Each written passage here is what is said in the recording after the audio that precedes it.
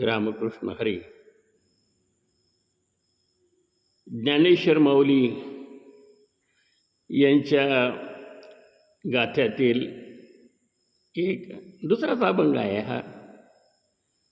तर या अभंगामध्ये माऊली आपल्याला काय सांगतायत, तर तो नंदाचा नंदनू जो आहे, गोपाल कृष्ण, भगवान गोपाल कृष्ण हा पूर्ण ब्रह्म आहे. पण तो पूर्ण ब्रह्म कसा आहे याचं वर्णन या ठिकाणी या दुसऱ्या अभंगामध्ये माऊलींनी केलेलं आहे. त्याच्यात थोडक्यात आपण 1-1.5-2 मिनिटामध्ये त्याचं वर्णन आपण करू. तर माऊली म्हणतात, चिदानंद रूप चेतविते एक, एकपणे गुणागुणे दावी अनेक,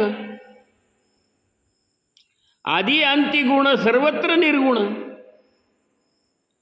गुणाशी अगुण भासती ना.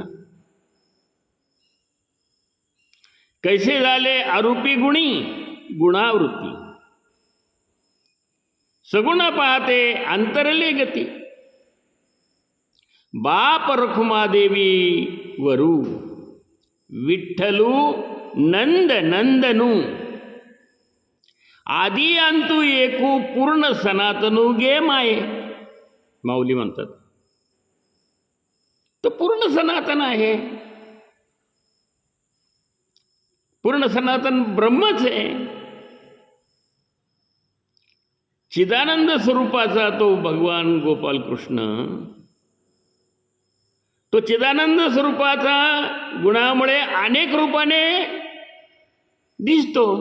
कारण काय आहे, आदी अंत गुणाने तो सर्वत्र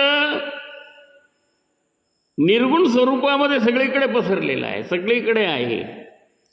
कणकण मे भगवान आपण म्हणतो,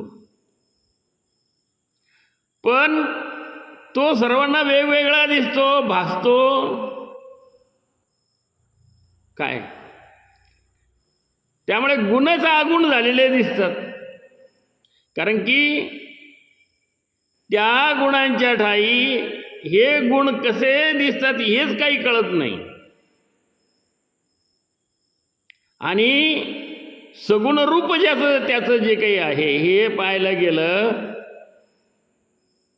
तर दिग्मूढ झाल्याने मनाची गती जी आहे ही कशी खुंटते ते कळत नाही. म्हणून माऊली काय म्हणतात की, माऊली म्हणतात की तो नंदाचा नंद नसून, नंदाचा नंदन नसून तो पूर्ण सनातन ब्रह्म आहे, असं या ठिकाणी ज्ञानेश्वर माऊली आपल्याला प्रतिपादित करीत आहे. विठाला विठाला विठाला, जय हरी, जय हरी विठ्ठल.